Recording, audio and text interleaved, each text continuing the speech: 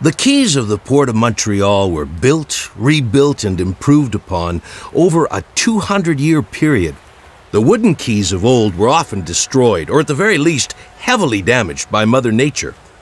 So merchants would build temporary wooden sheds that had to be taken down before the yearly onslaught of ice jams and floods.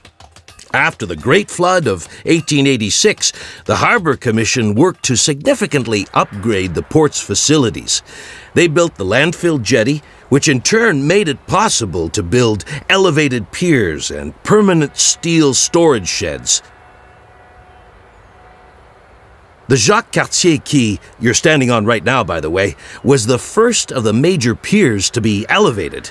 And over yonder, you can still see the steel structure of a permanent shed on King Edward Quay.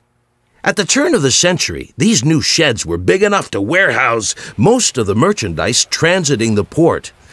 They were a long time coming. In fact, the son of my great-uncle, Tom Poisson, would be the first to tell you that these permanent sheds were a necessity, not a luxury.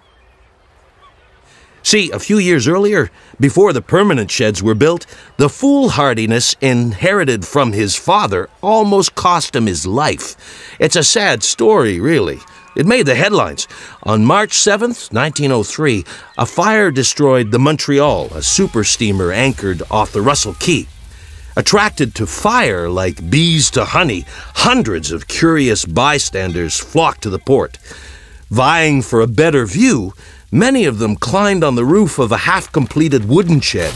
And, of course, the roof caved in, killing at least one person and injuring hundreds, including my great-uncle's son, who was fished out of the water before he drowned.